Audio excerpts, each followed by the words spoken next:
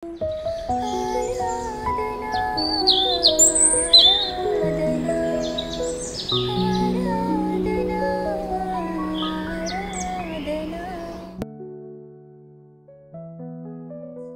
సందర్భాలలో మన జీవితం ఒక పోరాటంతోనే ముందుకు సాగినట్లుగా ఉంటుంది.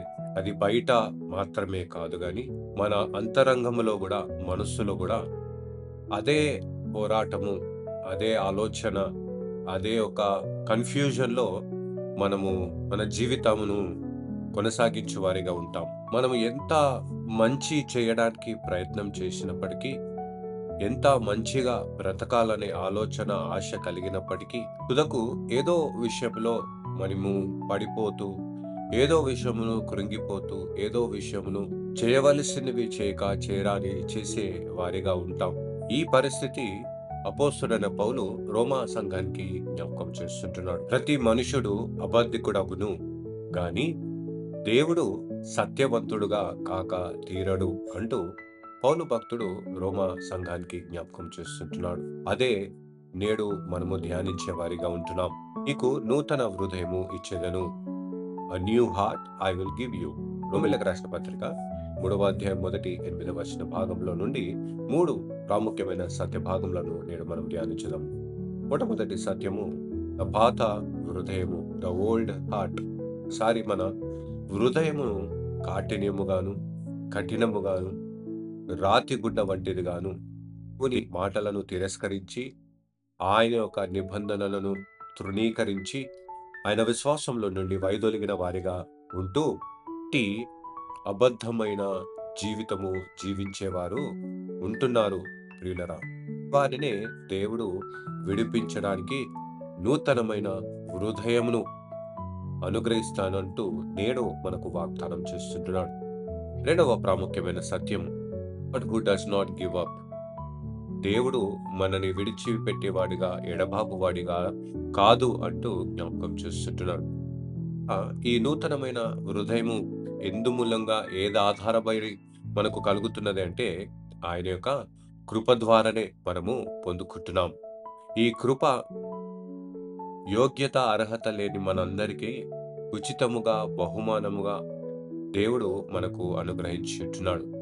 మనుషులుగా మనము ఓడిపోయినప్పటికీ, ఆయన యొక్క నిబంధనను మనము మర్చినప్పటికీ, ఆయనకు అపనమ్మకముగా మనం జీవించినప్పటికీ కూడా దేవుడు తన నిరంతరము నమ్మకముగా కనపరిచిన వాడిగా ఉంటున్నాడు.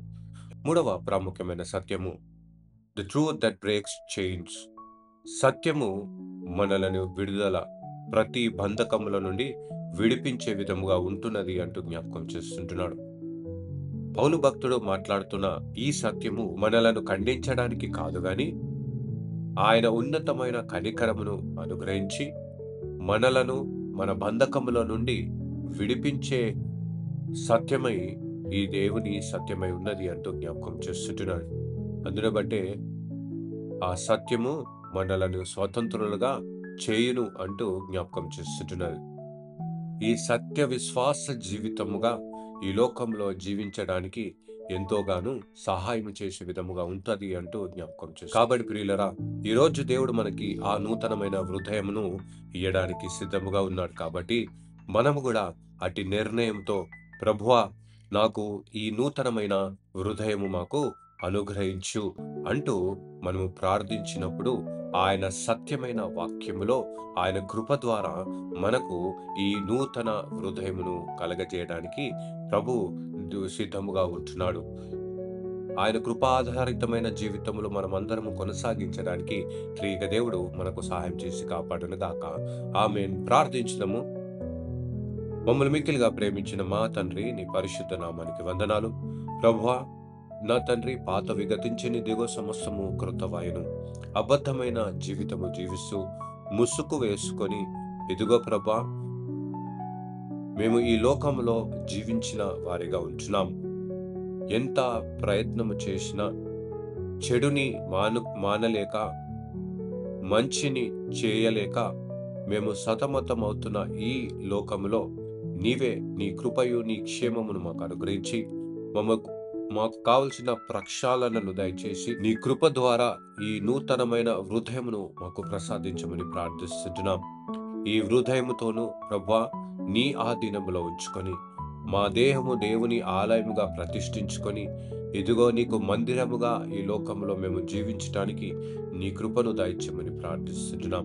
వారికి నీ శుద్ధ హృదయమును అనుగ్రహించి నీ కృపను కనపరిచి నీ సత్యములో వారిని ప్రతిష్ఠించమని నేను ప్రార్థిస్తున్నాం. సత్యమును ప్రకటిస్తూ సత్యమును విశ్వసిస్తూ సత్యము జీవిస్తూ ఇదిగో మేము బ్రతకడానికి నీ కృపను దయచేయమని ప్రార్థిస్తున్నాం. అనే సత్యమును ధరించుకున్న వారిగా ఇదిగో మా జీవితములను ప్రకాశవంతముగా చేసి అనేకులు మమ్మల్ని చూచినప్పుడెల్లా ఇదిగో నిన్ను మహిమపరిచే పాత్రలుగా మమ్మల్ని దీవించమని ప్రార్థిస్తున్నాం.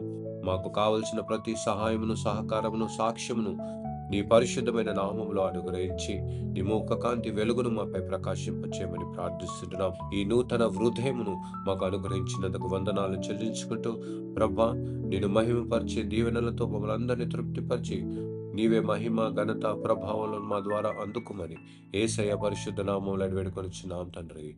ఆమేన్. God bless you all and have a blessed day.